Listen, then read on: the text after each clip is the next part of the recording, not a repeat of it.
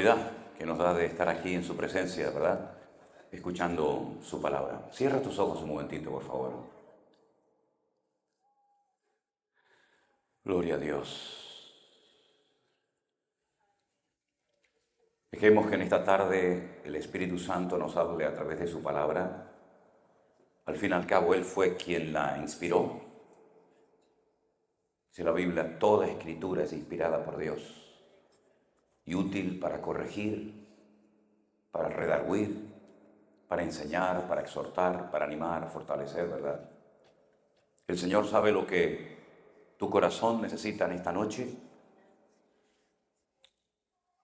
Y como la palabra es poderosa y el Señor sabe lo que tú necesitas, el Señor te va a dar la porción que tu espíritu está necesitando recibir hoy. Como dice la palabra, lo decimos esta mañana, el que tiene oído para oír, que oiga lo que el Espíritu va a decir a la iglesia. Aleluya. Gracias te damos, Señor, en esta tarde por esta oportunidad nueva de poder estar aquí congregados en torno a tu presencia, en torno a tu palabra. Te pedimos, oh buen Dios, que nos hables a través de ella y que podamos aprender cosas que fortalezcan nuestra vida y nos animen a seguir adelante, Padre. Gracias te damos, Señor. Nos ponemos en tus manos, en el nombre de Jesús. Amén y amén. Gloria a Dios. No sé cuántos han traído sus Biblias. Si no, no se preocupen, yo les voy a leer una porción de un evangelio que recibe el nombre de Marcos. Tenemos en nuestras Biblias 4 evangelios: Mateo, Marcos, Lucas y Juan. Con esos 4 evangelios se pretendió alcanzar a todas las etnias, a todas las razas, a todos los pueblos de la época. Porque cada uno de ellos le escribió a un pueblo diferente. Porque no hay 2 pueblos iguales. Cada país, cada etnia, cada raza tiene sus costumbres, su cultura, su idiosincrasia. Y Mateo, cuando escribe su evangelio, tiene en mente alcanzar, evangelizar con su evangelio, con su libro, a los judíos. Él era judío, él había sido un recaudador de impuestos y recibió el llamado para dejarlo todo y seguir al Señor. Con una palabra, una sola palabra, él lo dejó todo, se levantó y siguió al Maestro. Sígueme. Y dice la Biblia, y dejándolo todo, le siguió. Qué tremendo, ¿no? Con una sola palabra. Por eso él emplea muchos textos del Antiguo Testamento, porque las personas que van a leer su libro conocen bien el Antiguo Testamento, son judíos. Y el judío desde chiquitito está leyendo la Torá, la palabra de Dios. Y por eso él dice muchas veces, para que se cumpliese lo dicho por el profeta. Profetas que para ellos eran conocidos, eran admirados, eran sus héroes de la fe. Sin embargo, Marcos emplea otro lenguaje, otras expresiones, es más dinámico. Él presenta al Señor Jesucristo como el siervo obediente, el siervo sufriente. Mateo lo presenta como el Mesías, el que había de venir y vino. Pero como Marcos le va a escribir a los romanos, y los romanos son los que en aquel tiempo dominaban y controlaban el mundo, por lo menos el mundo conocido. Para ellos había 2 tipos de personas: los romanos, que gozaban de todos los privilegios, tenían ciudadanía, etc., y los que no eran romanos. Y los que no eran romanos estaban para servirles a ellos. Como Jesús no era romano, Marcos presenta al Señor Jesucristo como un siervo sufriente, obediente, ¿verdad?, que no cuestiona absolutamente nada, sino que actúa rápidamente en obediencia a los mandatos y a las directrices de su Padre. Lucas es un evangelio muy culto, muy profundo, porque le está escribiendo a un hombre llamado Teófilo, el amado de Dios o el que ama a Dios. Y los griegos, como ustedes saben, ellos buscaban sobre todo sabiduría. Grecia fue la cuna de la filosofía. Allí estaban los estoicos y epicúreos. Grecia le daba un culto también muy grande al cuerpo, al hedonismo. Fueron los creadores de la democracia. Los grandes filósofos como Aristóteles, Sócrates, Platón, etc., todos eran de origen griego. Y él entonces presenta a Jesús como el varón, como el hombre perfecto, ¿verdad? donde no hay nada que objetar. Juan es un evangelio completamente diferente a Mateo, Marcos y Lucas. Porque como dije esta mañana, él escoge a propósito 7 milagros o señales, como bien las llama él, y le escribe a los cristianos, a la cristiandad, tanto judíos como gentiles que han entendido el evangelio y que quieren conocer más al Señor Jesús. Si alguien en esta vida conoció bien al Señor Jesús, sin lugar a dudas fue Juan. Podríamos decir en cierto sentido que así como David en el Antiguo Testamento fue el hombre más cerca del corazón de Dios, Juan fue el hombre más cerca del corazón del Señor Jesús. Fue el único que en la última cena se recostó sobre el pecho, sobre el costado del Señor Jesucristo e hizo una pregunta diferente. Cuando el Señor dice, hay uno de vosotros que me va a entregar esta noche, todos entraron en shock, en pánico. Y todos le preguntaron al maestro, ¿seré yo, Señor? ¿Te refieres a mí? ¿Seré yo? Sin embargo, Juan estaba convencidísimo de que él nunca iba a abandonar ni a traicionar al Señor. Y le dice, ¿quién es, Señor? Diferente la pregunta, ¿eh? De decir, ¿seré yo? A decir, ¿quién es? Porque yo sé que yo no te voy a entregar. Y entonces el Señor le dice, presta atención. Voy a mojar el pan en vino, que hoy en día no significa nada, pero en aquellos tiempos mojar un trocito de pan en vino y dárselo a una persona era transmitirle un mensaje sin palabras, diciéndole, te ofrezco mi amistad, te acepto tal y como eres. Tus problemas son mis problemas, lo mío es tuyo, lo tuyo es mío, y quiero ofrecerte mi amistad. Y entonces le dice a Juan, fíjate ahora lo que voy a hacer.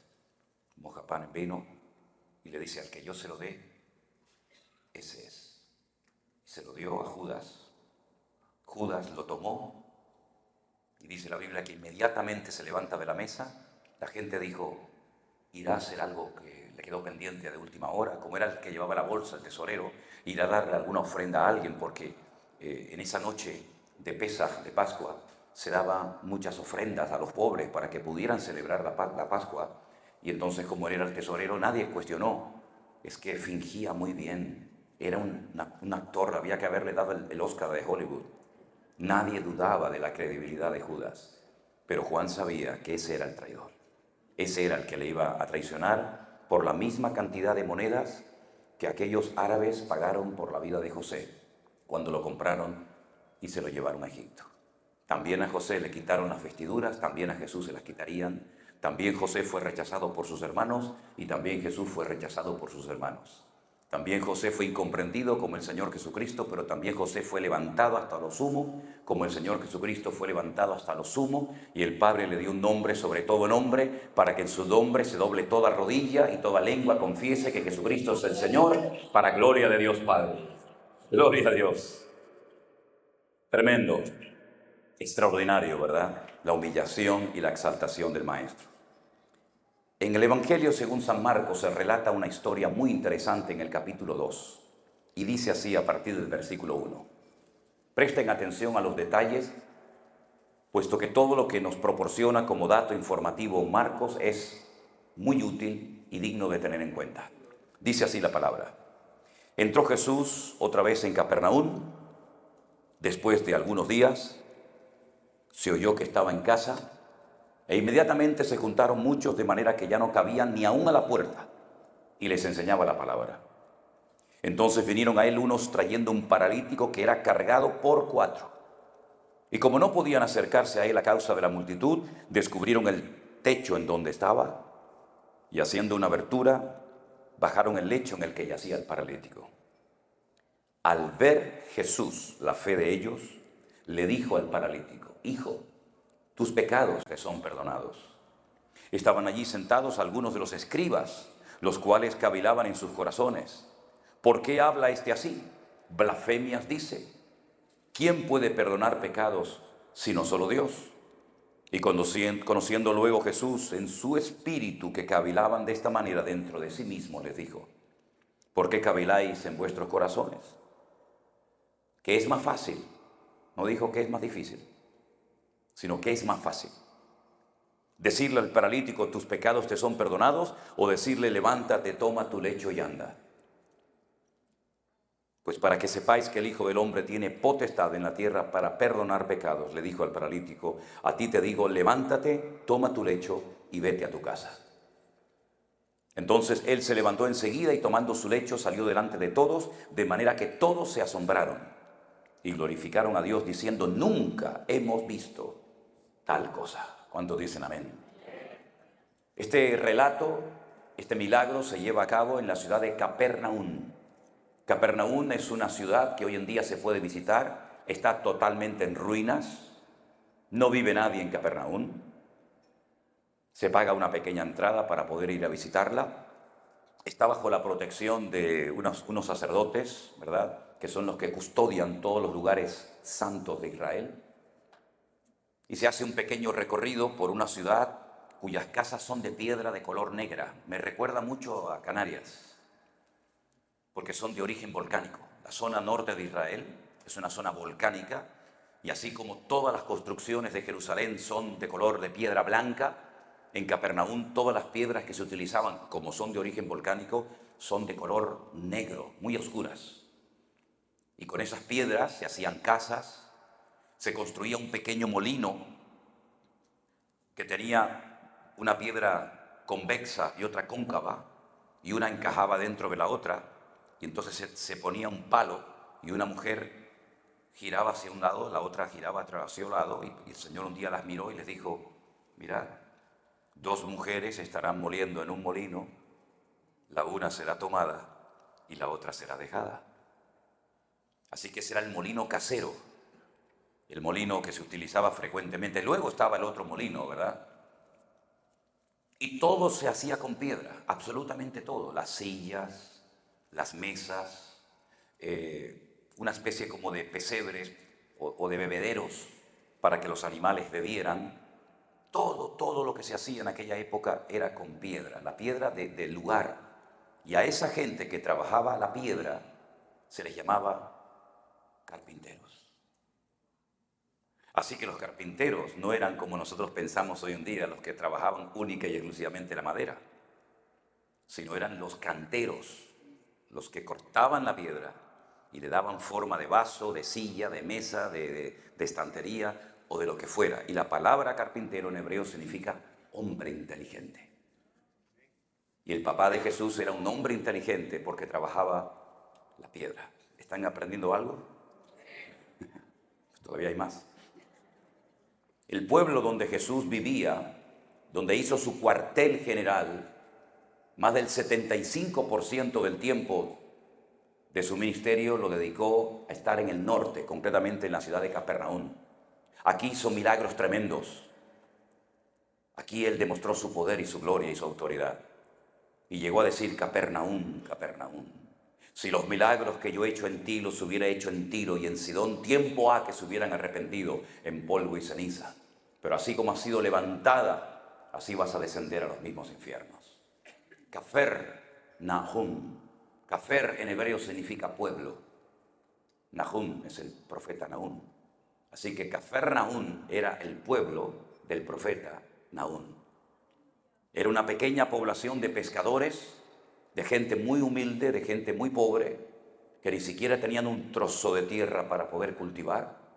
Y entonces bajaban sus barcas, que está allí mismo en el mar de Galilea, o el Kineret. La palabra Kineret viene de la palabra hebrea Kinor, que significa arpa, porque el Kineret, el lago de Genesaret o el mar de Galilea, tiene forma de arpa.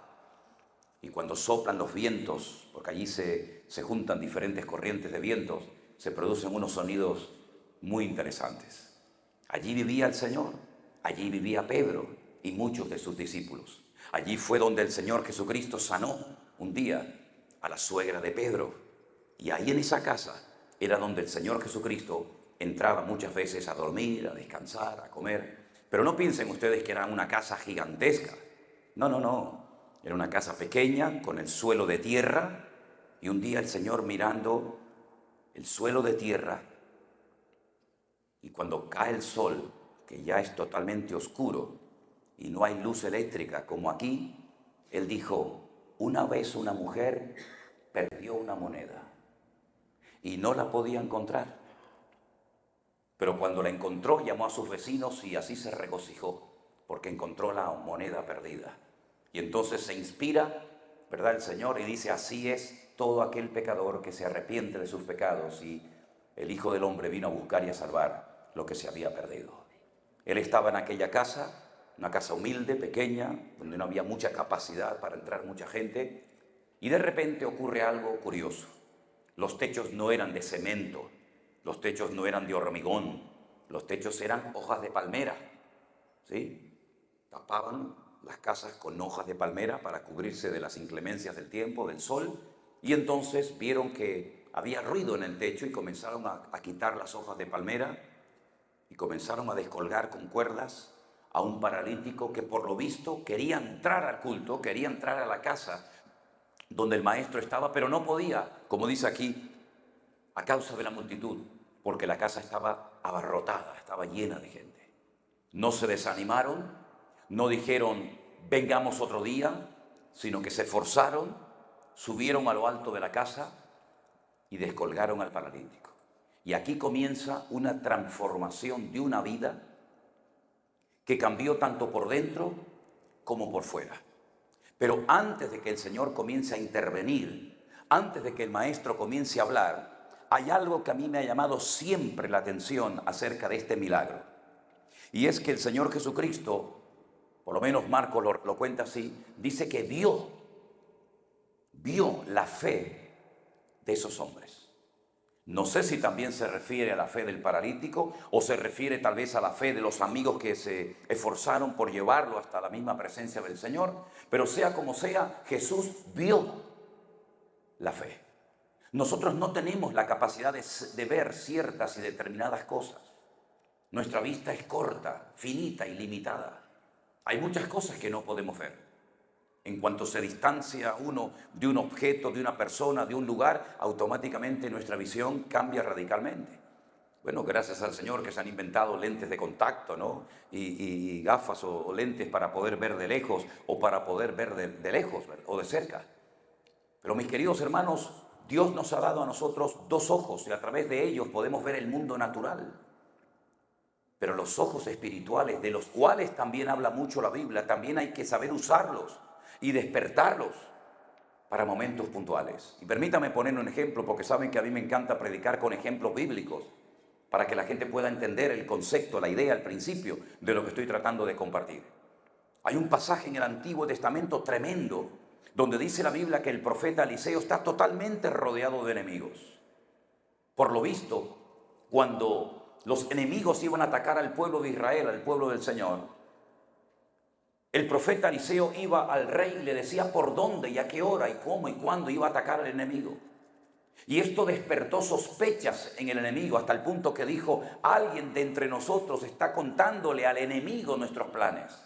Es imposible que sepan siempre a qué hora vamos a ir, cómo vamos a ir, cuántos vamos a ir, qué armas vamos a utilizar. Y alguien le interrumpe y dice: no, oh rey, señor mío, no es así. No es que alguien entre nosotros es un traidor y le está contando los datos de la invasión militar al enemigo, sino que en Israel hay varón de Dios, hay profeta. Y lo que tú hablas en tu cámara más secreta y nadie se entera ni lo oye, el Señor se lo revela a su siervo el profeta, y entonces él va al rey y se lo cuenta.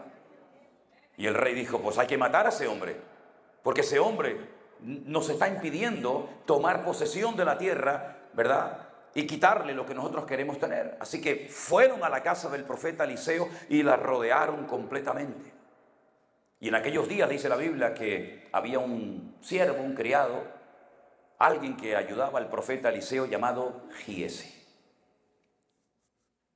Y Giesi, cuando sale y ve toda la casa rodeada de soldados armados hasta los dientes que vienen a matarlos, entra adentro asustado y le dice: oh Señor, y aquí no salimos con vida. Estamos totalmente rodeados. No hay escapatoria posible. Y entonces Eliseo sale con esa paz que solamente da el tener comunión con el Señor. Y le dice: Señor, te ruego que le abras los ojos a Giesi para que pueda ver que más son los que están con nosotros que los que vienen contra nosotros. Y la Biblia dice que el Señor le abrió así de repente esos ojos espirituales, ¿verdad? Los ojos del espíritu, diríamos. Y dice que vio carros de fuego y ángeles y una presencia y una gloria del Señor alrededor de la casa tremenda. Y entonces Eliseo ora y dice que quedaron todos ciegos y los guió hasta fuera de la ciudad, ¿verdad? Tremendo, como los ojos del Espíritu nos permiten ver cosas que nuestros ojos de carne nos pueden en un momento determinado traicionar.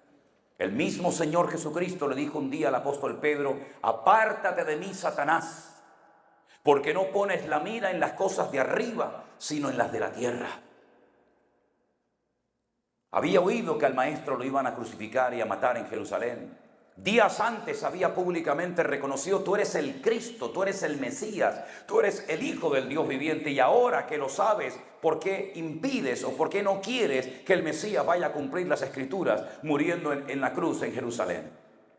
Sus ojos de carne, sus ojos espirituales quedaron ciegos automáticamente y fue incapaz de ver más allá de lo que iba a suceder en los próximos días. Nosotros tenemos que pedirle al Señor que abra nuestros ojos. No hay una canción que dice: abre mis ojos, Señor, para que vea tu rostro, para que vea tu luz. Oremos al Señor para que los problemas, las circunstancias, las cosas que nos rodean no nos atemoricen. Dice el Salmo 27, versículo 1: aunque un ejército acampe contra mí, no temerá mi corazón, porque el Señor es mi luz y mi salvación. Por tanto, no temeré lo que me pueda hacer el hombre. Hermanos queridos, nosotros estamos protegidos de noche y de día 24 horas. No tenemos que tenerle miedo a nada ni a nadie. Recientemente, hace unos días, alguien, no me acuerdo exactamente dónde, me comentaba que cerca de su casa viven unos brujos, unos santeros. Y le dije: ¿cuál es el problema? Mis hermanos, se lo estoy diciendo, hay unos santeros, unos brujos que viven al lado de mi casa. Y le digo: ¿usted tiene miedo? Me dice: sí. Digo: pues tendría que ser al revés. Son ellos los que tendrían que tenerle miedo a usted. Porque por un camino vienen, pero por 7 se van. Y mayor es el que está en nosotros que el que viene contra nosotros. Así que tiene una oportunidad para ver el poder de Dios. Que maten pavos, que enciendan velas negras, que pongan cocos y lo que quieran. A nosotros no nos afectan esas cosas, porque el ángel del Señor acampa alrededor de los que le temen y los defiende, dice la Biblia. Fuertes aplausos a nuestro Dios, mi hermano. ¡Aleluya! Estamos protegidos de noche y de día. Y aunque andemos por valles de sombra y de muerte, no temeré mal alguno, porque el Señor es mi pastor y nada me faltará. Bendito sea Dios. Esas son las promesas que nos dan firmeza y estabilidad en la vida y que nos impiden estar tranquilos, aunque caigan a tu lado 1000 y 10.000 a tu diestra, mas a ti no llegará. ¿O es que se olvidan ustedes que cuando Jericó fue invadida, ella dice la Biblia que vivía entre muro y muro, había como 2 círculos concéntricos, ¿verdad? Uno bordeaba el otro y ella vivía entre el muro interior y el muro exterior. Pero cuando entraron las tropas de Josué a la ciudad de Jericó, todas las murallas cayeron, excepto el trozo de muro donde Rahab vivía. ¿Por qué? Porque el Señor le prometió la salvación y le prometió la vida de ella y su familia. Y el Señor dice que nos tiene cogidos de las manos. No temas mal alguno, no temas, porque yo te sustentaré y siempre te guardaré con el poder de mi diestra. ¿Cuántos lo creen? Así que, mis queridos hermanos, cuando este paralítico lo presentan delante del Señor, el Señor dice que vio la fe de ellos. Otros habrán visto al paralítico, otros vieron la camilla, otros vieron a los amigos del paralítico, pero Jesús vio la fe de aquellos hombres que por lo que hacían actuaban en obediencia y actuaban en fe, y no los frenó ningún obstáculo, ni el techo, ni la multitud, ni nada, sino que actuaron por fe, porque la fe es el motor que nos permite seguir adelante, avanzando en victoria. Hay un capítulo extraordinario, sería buenísimo que en esta noche, antes de irse a la cama, lo leyeran completo. El capítulo 11 de la carta a los Hebreos. Es el capítulo monográfico que habla de la fe. Por la fe hicieron esto, por la fe hicieron lo otro, por la fe construyó el arca, por la fe salió sin saber a dónde iba, por la fe Sara recibió fuerza, por la fe taparon bocas de leones, por la fe, la fe es el motor que mueve nuestra vida. Y el Señor sabe qué nivel de fe y qué tipo y qué calidad de fe tenemos. Por cierto, ¿cómo está tu fe en esta tarde? ¿Con qué la estás alimentando? ¿Con las noticias de la CNN? ¿Con el periódico? ¿Con qué estás alimentando tu fe? El mejor alimento para alimentar tu fe y para que sea una fe robusta y firme es la Biblia, la palabra de Dios. Es interesante notar que cuando una vez un hombre le dijo al Señor: Señor, yo soy un hombre de autoridad, yo soy un soldado, yo soy un militar, y yo le digo a uno: ven para acá, y viene sin cuestionar la orden, y le digo a uno: toma esto y vete para allá, y va. Pero la autoridad que yo tengo es una autoridad para el plano, para la dimensión natural. Yo no tengo esa autoridad que tú tienes sobre espíritus malignos, sobre enfermedades. Yo no tengo esa autoridad, pero tú sí la tienes, Señor. Así que no hace falta ni siquiera que vengas a mi casa a orar por mi criado, por mi siervo, sino simplemente da la palabra, da la orden y mi criado sanará. Y el Señor, antes de decirle: ve y tu criado ha sido sanado en esta misma hora, se queda mirando a sus discípulos y les dice: escuchen bien, muchachos, en todo Israel no he encontrado a nadie que tenga tanta fe como este centurión romano. Ni el sumo sacerdote Anás, ni Caifás, ni los escribas, ni los fariseos, ni todos ustedes tienen tanta fe como él. Porque él reconoce mi autoridad, y el que reconoce mi autoridad y se sujeta y se pone bajo mi autoridad verá la gloria del Señor. Así que vete a tu casa en esta misma hora, tu criado ha sido sanado. Y esa es la fe que tenemos que tener. Grande es tu fe, le dijo el Señor a este hombre. Pero también le dijo a Pedro: Pedro, ¿por qué dudaste? Empezaste bien, caminabas bien y te hundiste. ¿Por qué dudaste, hombre de poca fe? Caminar por encima de las aguas se considera un hombre de poca fe. Entonces nosotros somos un poroto, ¿no? Nosotros, ¿qué estamos haciendo? La fe no es una llave maestra que todo lo consigue en la vida. De hecho, he conocido a creyentes que cuando les oigo hablar, cuando les escucho orar, me doy cuenta que tienen fe, pero en su fe. ¿Me explico? Tienen fe, pero en su fe. Y yo no tengo fe en mi fe. Yo tengo fe en Dios. Y hay gente que piensa que con la fe lo va a conseguir. Esperen, no aplaudan, si no me están cortando todo el rato. Miren, no hay que tener fe en nuestra fe, ni en nuestra experiencia, ni en nuestros años. Hay que tener fe en Dios. Porque todo lo que nos desvíe de nuestra mirada en el Señor se convierte en un amuleto. Hay gente que van al pastor para que el pastor le ponga la mano porque creen que cuando el pastor le ponga la mano encima todo se va a solucionar, y eso muchas veces se convierte en un acto de superstición. ¿Y cuántas veces creemos que si yo abro la Biblia y hago así, aquí leo, ya el Señor me está hablando? Y esa vez es como una especie de Wicca cristiana. ¿Y cuántas personas tienen fe, en su experiencia, en sus títulos universitarios o en su propio ministerio? Y en quien tenemos que tener fe es en Dios. Y a veces Dios responde con un sí rotundo, y a veces también con un no rotundo, y a veces también con un silencio evidente que hay que saber interpretar por qué Dios no habla y por qué Dios se mantiene en silencio. Y todo eso se consigue a través de la fe. Por eso Pablo, cuando conoció a este joven llamado Timoteo, que le dijo: vente conmigo, llegó a un lugar y no ganó ni un alma para Cristo, pero ganó un pastor. Y le dijo a Timoteo: Timoteo, estoy segurísimo que la fe que tienes ahora habitó primeramente en tu abuela Loida y después en tu madre Eunice. Y estoy seguro que en ti también. Porque tienes una fe, dice la Reina Valera, no fingida. Otra versión dice una fe sin máscaras, sino una fe genuina, una fe real, que no está basada en la emoción del momento. No está basada en un sentimiento pasajero, sino es una fe que está basada en las Escrituras, porque eres sabio, porque desde niño te enseñaron las Sagradas Escrituras.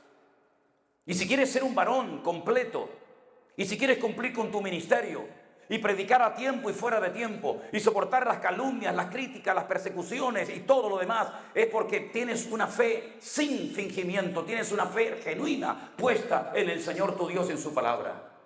Y en esa palabra en la cual has depositado tu fe, predícala, compártela a tiempo y fuera de tiempo, porque vendrán tiempos cuando se amontonarán maestros conforme a sus propias concupiscencias y apartarán el oído de muchos. Pero tú sé sobrio en todo, cumple con tu ministerio, haz tu obra Sufre penalidades como buen soldado de Jesucristo. Evita las cuestiones necias y absurdas de genealogías interminables. Pero tú cumple con el llamado que Dios ha puesto en tu vida. Y lo puedes hacer porque Dios ha puesto en ti no un espíritu de cobardía, sino un espíritu de poder, de amor y de dominio propio. Por la imposición de manos del presbiterio, le dice Pablo.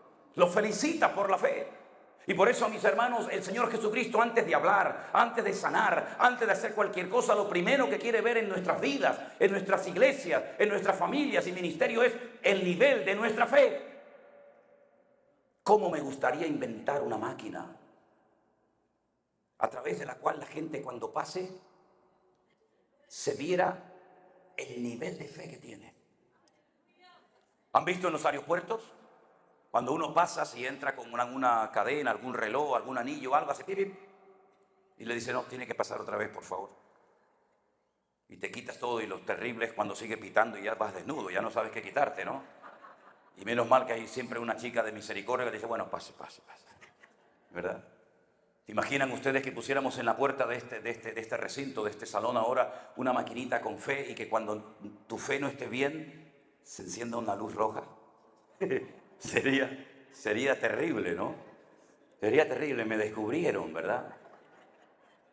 Estoy fingiendo tener fe, pero resulta que soy un incrédulo. Es increíble que el día que se despidió el Señor Jesucristo de sus discípulos, dijo que les reprochó su dureza de corazón y su incredulidad. El último día, antes de salir a la gloria nuevamente, todavía tenían problemas con la fe. Que el Señor nos ayude a mantenernos firmes en la fe. Y me llama mucho la atención que la fe es algo tan importante en la Biblia que se menciona como parte del fruto del Espíritu. Gálatas 5, 22, 23, que dice, el fruto del Espíritu es amor, gozo, paz, paciencia, benignidad, fe, mansedumbre, templanza. Contra tales cosas no hay ley. Menciona la fe como parte del fruto, como parte de nuestra relación con el Señor. Pero en 1 Corintios capítulo 12 dice el don de la fe. Y en Efesios capítulo 2 dice, por gracia sois salvos por medio de la fe. Es decir, aparece por todas partes. Y Pablo dice en 1 Corintios capítulo 13, y ahora permanecen la fe, la esperanza y el amor, estos tres, pero el mayor de ellos es el amor. La fe es para usarla ahora. En el cielo no vamos a necesitar fe para nada. Ya todo lo que creíamos por fe, ya lo vamos a poder ver, tocar y contemplar. Pero es aquí y ahora donde necesitamos un nivel de fe óptimo. Ya el Señor comenzó a tratar con nuestra fe en marzo del 2020, ¿se acuerdan? Cuando dijimos, ¿y ahora cómo vamos a pagar nuestros locales? ¿Y ahora cómo vamos a sobrevivir? ¿Y ahora cómo vamos a hacer? Y el Señor comenzó a sorprendernos, porque el Señor no necesita ni de tu diezmo ni de tu ofrenda para sustentar a su iglesia, sino que Él la sustenta y la cuida con el poder de su diestra. Él no necesita de tu ayuda, de tu colaboración. No digo que esté mal, pero el Señor nos demostró que Él es fiel y Él cuida a su pueblo y a los suyos cuando ponemos nuestra confianza y nuestra fe en Él. Y buscamos primeramente el reino de Dios y su justicia. Todo lo demás vendrá por añadidura. Y como veo que están deseando dar un aplauso, denle ahora. Venga, dale, aprovechen. Venga. Vale, ya está. Los gentiles son los que buscan estas cosas que a ustedes tanto les afanan, queridos míos. Pero lo que somos de Cristo, lo último que nos tiene que preocupar es qué comeremos, qué vestiremos. Miren, Salomón con toda su gloria no fue capaz de vestirse con la gloria de los lirios del campo. Y por mucho que nos afanemos, no vamos a añadir a nuestra estatura un codo 45 centímetros, ¿verdad? Por lo tanto, buscad primeramente como prioridad en vuestra vida el reino de Dios y su justicia, y todo lo demás vendrá por añadidura. ¿Por qué no lo hacen algunos cristianos? Es que no se fían de que nuestro rey es un Dios fiel. ¿Qué significa la palabra amén? El Melech Neman, nuestro Dios es fiel. Cada vez que decimos amén, que es una palabra hebrea que aparece en toda la Biblia y prácticamente todos los libros del Nuevo Testamento terminan con esta palabra, es el acróstico de el Melech Neman, es decir, nuestro Dios es fiel. Cuando yo digo amén, estoy diciendo que creo en el Rey, creo en mi Señor, que lo que me ha prometido vendrá. Y saben una cosa, hemos descubierto algo en este tiempo, y es que hay bendiciones que nunca pedimos. Cosas que nunca pedimos, pero nos vinieron exactamente igual. Y le preguntaba al Señor, ¿y por qué cosas que yo no te he pedido me están cayendo ahora a mí por todos los lados? Porque dice la Biblia, yo lo sabía, que el bien y la misericordia me seguirán todos los días de mi vida. No tenemos que seguir la bendición, no tenemos que seguir las cosas, tenemos que seguirle a Él. Y siguiéndole a Él, el bien y la misericordia reciben la orden de que me persigan y me encuentren donde quiera que yo esté. No importa si vivo en Nicaragua, no importa si vivo en Afganistán, no importa si vivo en Estados Unidos, el bien y la misericordia me seguirán, porque mi Dios es el mismo en América, en Europa, en África, en Asia y en el fin del mundo. ¿Cuántas veces nosotros nos planificamos y nos organizamos, verdad? Y buscamos lo que nosotros consideramos lo mejor. ¿Y qué es lo mejor? Lo mejor es estar en el centro de la voluntad de Dios, sea donde sea. En un desierto no pasa nada. Dios mandaba cuervos todas las mañanas y todas las tardes con pan y con carne en el pico. A los cuervos les daba la orden que llevaran comida a su siervo el profeta Elías. Y dice el libro de Proverbios, más vale bocado seco y en paz, pero con la bendición de Dios, que casa llena de provisión sin la bendición y sin el respaldo del Señor. Asegúrate que lo que tienes te lo ha dado Dios. Asegúrate que la prosperidad que tienes te ha venido de arriba, porque la prosperidad que viene de abajo desaparece, es efímera, pero lo que Dios te da nadie te lo puede quitar, porque el Señor es fiel y galardonador de los que le buscan. ¿Cuántos dicen un fuerte amén? Aleluya. Gloria a Dios. Cuando vio la fe de ellos, ¿saben que el Señor esta tarde está viendo nuestra fe? Perfectamente la está viendo. Y yo comparo la fe que tenemos con el depósito de gasolina en los coches. Si usted, por ejemplo, quiere ir unas pocas millas con un poquito de gasolina, llega perfectamente y capaz que le sobra. Pero si usted quiere hacer un recorrido de horas y horas en coche, como muchos hermanos aquí esta tarde nos han dicho que han conducido horas y horas, a lo mejor con ese poquito de gasolina no le llega y queda tirado en el camino. Con la fe que algunos tienen, tal vez pueden orar por los alimentos o pueden orar para que el Señor les guarde en ese día. Pero si usted quiere meterse en desafíos que vienen de lo alto, usted va a tener que robustecer grandemente su fe. Porque la fe va a ser probada por el fuego. Es mucho más preciosa que el oro, pero va a ser probada. Y cuando sea probada y salgamos de la prueba, nuestra fe tiene que salir robustecida y fortalecida, ¿verdad? Para alabanza, honra y gloria de nuestro Señor Jesús. Por eso cuando vio el Señor la fe de esta gente, le dijo al paralítico, tus pecados te son perdonados. Primeramente empezó a arreglarlo por dentro, antes de cambiarlo por fuera. ¿Se han dado cuenta toda la industria que hay para cambiar a la gente por fuera? Los que no tienen se ponen, los que se ponen se quitan.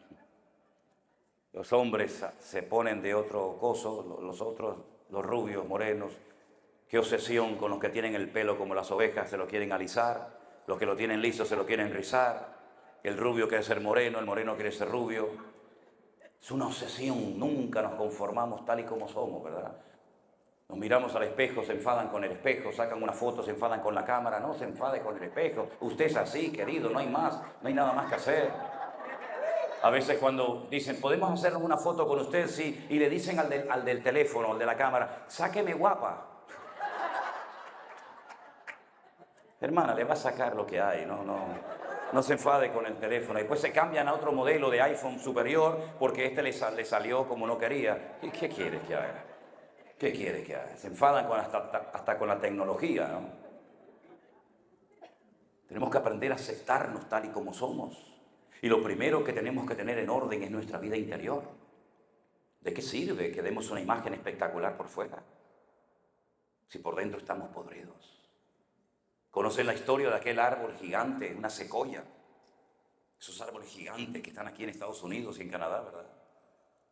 Todo el mundo iba a sacarse fotografías al lado de este gigantesco árbol. Era el orgullo de la comarca. Estaban en fotografías, en postales, en películas. Todo el mundo se iba a hacer fotografías al lado de aquel gigantesco árbol. Había aguantado tormentas, rayos, de todo. Y allí estaba en pie. Pero una mañana, este gigantesco árbol apareció tumbado en el camino. La gente lloraba, decía, pero ¿qué ha pasado? Si anoche no hubo viento, no hubo tormenta, no le cayó un rayo, ¿qué es lo que ha pasado?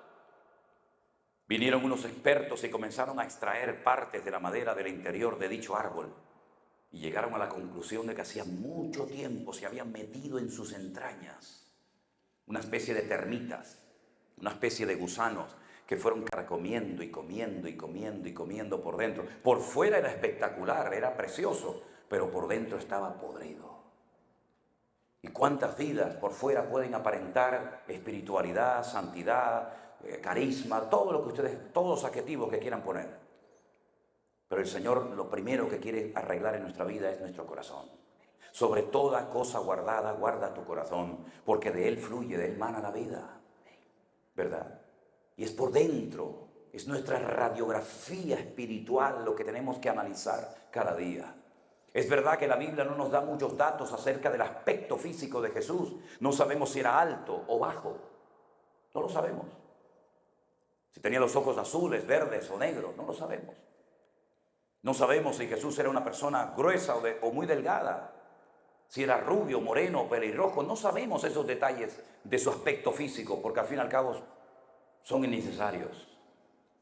Pero cuántos detalles nos da la Biblia acerca de cómo era por dentro, ¿verdad? Y la radiografía del carácter de Cristo está en las bienaventuranzas. Mateo capítulo 5. Bienaventurados los mansos, es decir, los que se dejan moldear, porque de ellos es el reino de los cielos.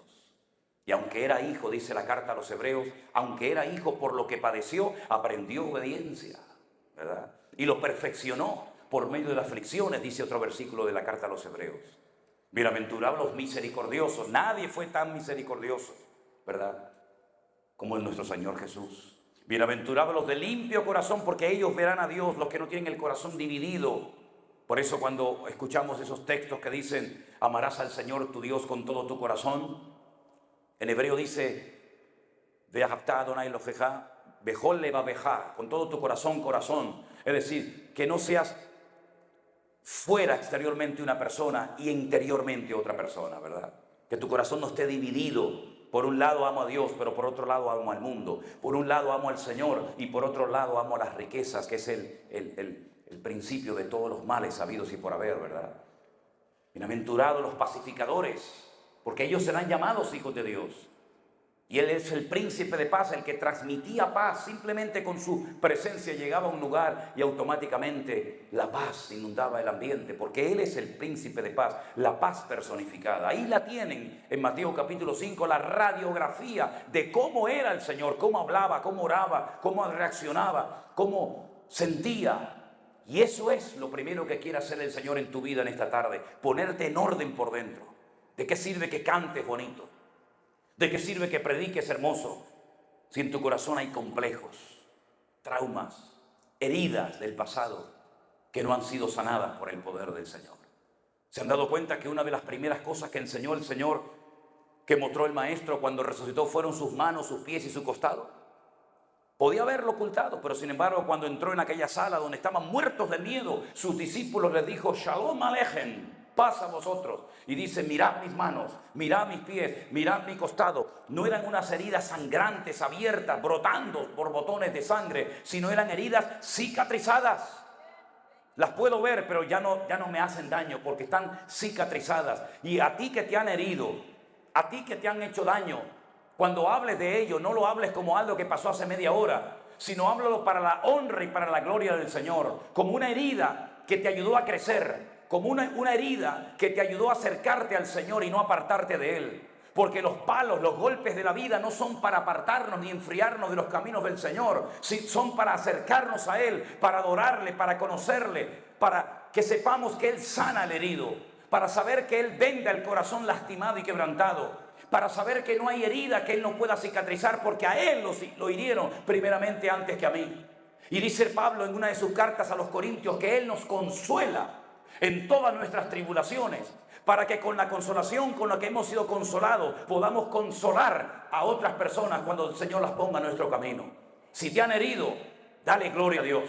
Si te han lastimado, dale gloria a Dios. Si no te llamaron, gloria a Dios. Si te llamaron, gloria a Dios. Te hicieron lo que te hicieron, no importa. Esa ha sido la escuela, ese ha sido el taller que Dios ha utilizado para forjarte y para poder llegar hasta aquí. Porque el Señor va a poner en nuestro camino, como nos lo dijo hace muchos años, mucha gente herida, mucha gente lastimada, mucha gente desconfiada. Pero no dejes que esa herida te amargue. No ores con amargura, con depresión, con desánimo, porque dice la Biblia, diga al débil, fuerte soy. Y Él ha venido para restaurar lo que se ha roto. Y Él ha venido para ayudarte y para darte libertad, libertad gloriosa de los hijos del Señor. Por eso lo primero que vemos en este milagro es, a ti te digo, tus pecados te son perdonados.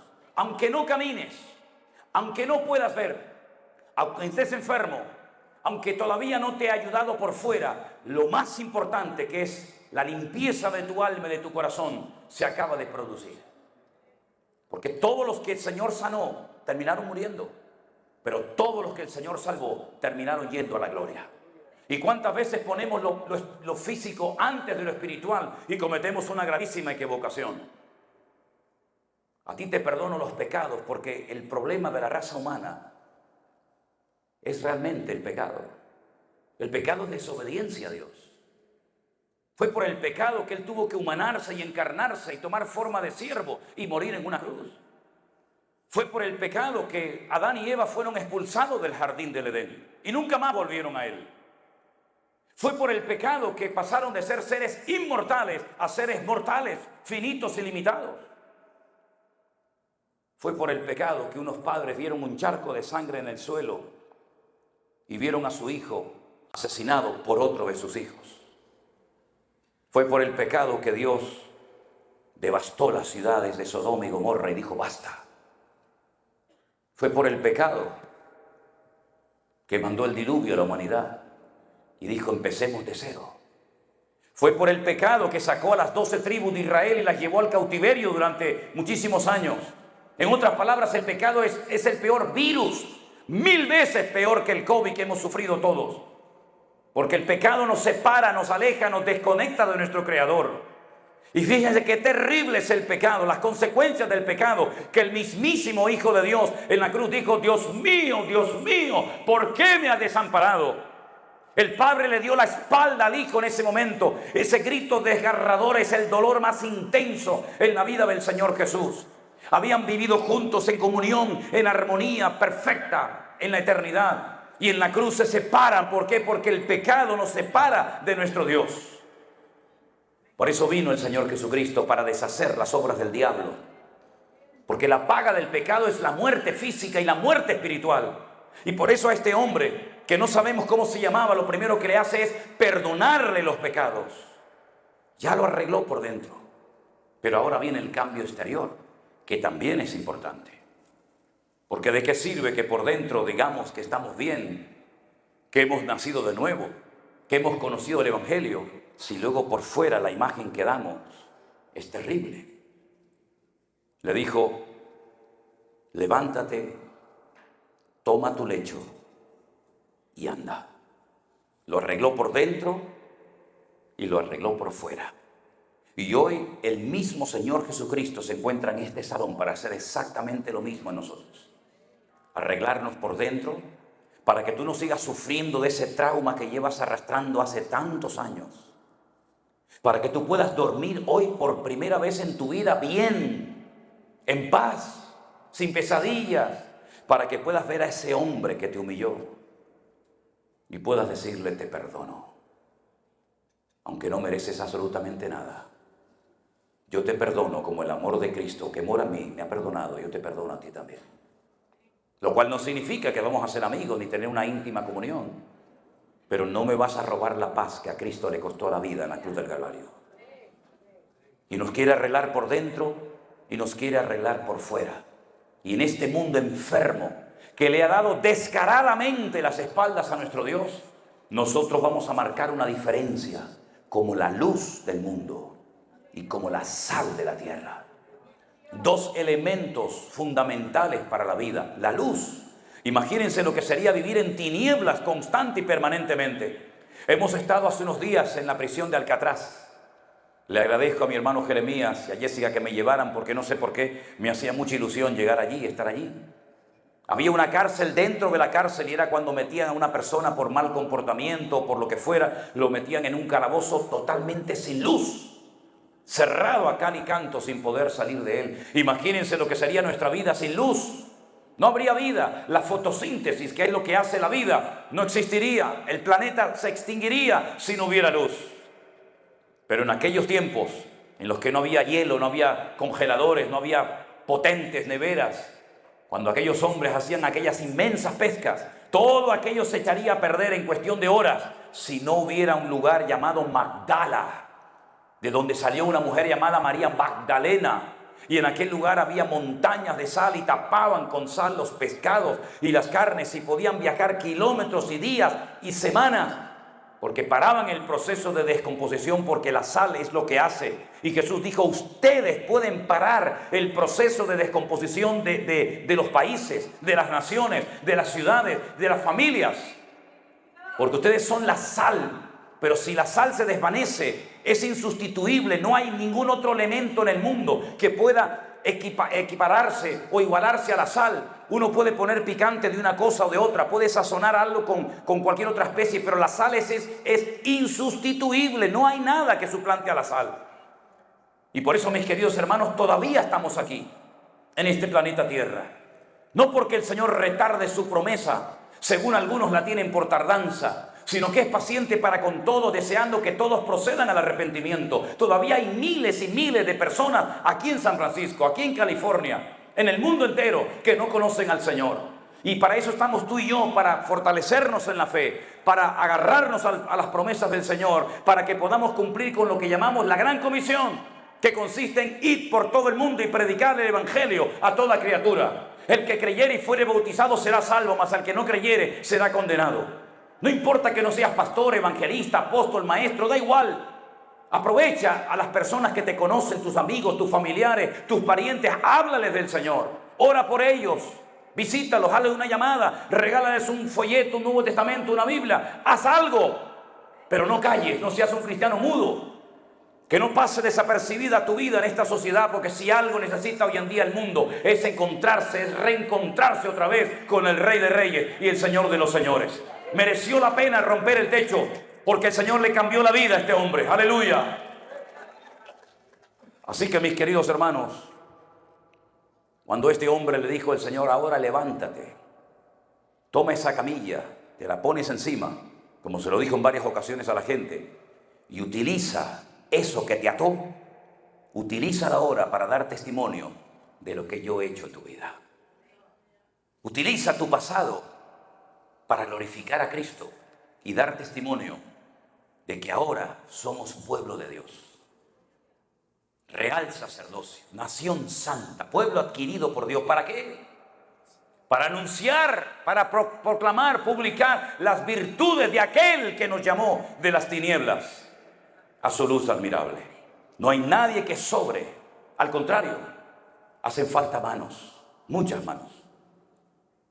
La iglesia virtual, la necesidad más grande que tiene en este momento es de obreros, de hombres y mujeres con espíritu de siervo, no con afán de protagonismo, sino con deseo de servir a Dios y al prójimo. Y clamamos cada día para que el Señor levante obreros.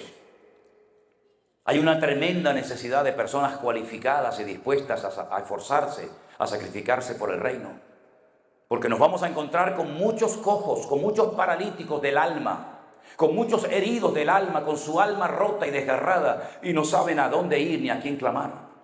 Pero tú y yo tenemos un mensaje de vida y de esperanza para el mundo. Y si en esta tarde hay alguien que ha venido aquí a esta reunión por casualidad o invitado por un padre, una madre, un amigo, un hermano en Cristo, no estás aquí por casualidad. El Señor te ha traído primeramente para ponerte bien por dentro. No sigas llorando más por aquello que te hicieron. Deja que el Señor te sane. Porque dicho sea de paso, el Señor dijo a través de la boca de Pedro que Él vendrá cuando se produzca la restauración de todas las cosas. Y hay tantas cosas que restaurar en la iglesia. Hay tantas manchas y arrugas que todavía tenemos. Dejemos que el Señor nos trate. Dejemos que el Señor nos cambie, nos moldee, para que cada día podamos parecernos más y más a Él. Esa imagen, que no es una imagen física, que Dios creó, que Dios puso en el hombre, que se distorsionó, que se alteró por el pecado y quedó totalmente difuminada. Es a través de Cristo que podemos volver a recuperar la imagen que teníamos en un principio, pero solamente es cuando le dejemos a Él que nos arregle por dentro y nos arregle por fuera. ¿Cuántos dicen amén? Cierra tus ojos ahí donde estás en este momento, querido hermano y amigo. Los que estaban en aquella casa dijeron ese día: nunca hemos visto cosa semejante. Nunca en nuestra vida podíamos imaginarnos que en nuestro pequeño pueblo, insignificante, perdido allí en las montañas de Galilea, veríamos la gloria de nuestro Dios. Nunca nos podíamos haber imaginado que el Señor haría tantas maravillas entre nosotros. Pero hermanos queridos, las ha hecho. Y en esta tarde yo quisiera que todos y cada uno de nosotros reconociéramos la obra que el Señor ha hecho en nuestras vidas. Pero la ha hecho para que nosotros podamos estar capacitados ahora para ayudar a otras personas. San Francisco, Sacramento, Los Ángeles, todos y cada uno de los estados de este país necesitan urgentemente una visitación del poder de Dios. No podemos dejar este tesoro encerrado en las paredes de un salón. Tenemos que salir por el mundo y divulgar este mensaje para que las almas sepan que ahora hay un camino seguro que se llama Jesús. Para que sepan que la verdad se puede conocer y experimentar y se llama Jesús. Para que sepan que hay un mediador entre Dios y los hombres que nos escucha y nos conoce, que se llama Jesús. Para que sepan que hay un nombre a través del cual podemos ser salvos y su nombre es Jesús. Para que los enfermos, endemoniados, paralíticos, cojos, ciegos, físicos o espirituales sepan que Él es el mismo ayer, hoy y por los siglos. Pongamos en acción nuestra fe, usemos nuestra fe. Vivamos por fe. Al fin y al cabo la Biblia dice que el justo por la fe vivirá. El justo existirá por medio de la fe. Vamos a decirle al Señor: Señor, he estado mucho tiempo tal vez dormido, atrofiado, despistado, distraído, pero hoy me levanto en el nombre de Jesús. Y quiero poner mi mano en el arado y no mirar atrás. Quiero ser un hombre y una mujer útil, no importa la edad. Lo que importa es la actitud. No te sientas, hermano querido, por los años que tienes, hermana, como un mueble viejo que no sabes dónde meterte. Parece que molestas en todas partes, pero a Dios no le molestas. Él te dice: venid, venid a mí los trabajados y cargados, que yo hoy os haré descansar. A los ancianos, a los jóvenes, a las casadas, a los solteros, a todos, absolutamente a todos. Hoy el Señor nos llama a venir a su presencia, para que Él ponga su bendita mano sobre todos nosotros y ore por nosotros en esta tarde. Aleluya. Bendícenos, Padre Santo, en este momento, Jesús. Ora por nosotros ahora, mi Señor. Paséate en este lugar, Espíritu de Dios, orando por cada vida, por cada niño, por cada familia, cada matrimonio. Ora por nosotros, Señor Jesús. Nos ponemos bajo tu manto, bajo tu cobertura, mi Señor, Dios del cielo y de la tierra. Te buscamos a ti en espíritu y en verdad. Invocamos tu nombre, oh eterno Dios. Aleluya. Gracias, Señor Jesús. Deja que el Señor sane tus heridas. Deja que el Señor calme tu ansiedad, se lleve tu depresión, tu desánimo y ponga la paz. Shalom. La paz que sobrepasa todo entendimiento humano guardará vuestros corazones y pensamientos en Cristo Jesús. El Señor nos dice hoy: mi paz os dejo, mi paz os doy. No como el mundo la da, sino mi propia paz, la que yo tuve cuando caminé por la tierra, la que me ayudó a estar en paz delante del juicio de Poncio Pilato. La paz que tuve en medio de la tormenta, la paz que tuve en la cruz hasta el último momento de mi vida. Esa paz te la doy a ti esta tarde. Te la doy, hijo mío, hija mía, te la doy. es tuya, disfruta de ella. Duerme en paz, vive en paz, haz todo en paz. Porque mi paz soy yo. Y yo he prometido estar contigo todos los días hasta el fin del mundo. Aleluya. Me gustaría muchísimo que oráramos los unos por los otros. Toma la mano del hermano a tu lado. Jeremías, ven aquí. Jessica, podéis venir. Elena, sube. Hermanos queridos, ahora tiene la oportunidad de orar por el hermano a su lado. Su familia, su casa, sus hijos, su negocio. Miriam, ven. Sube, sube. Quiero que en esta tarde bendigas a esa persona. No pidas nada para ti ahora. Pide para el otro. Bendice su casa, sus trabajos. Y oramos aquí nosotros juntos en esta noche. Aleluya. Gracias. Oh,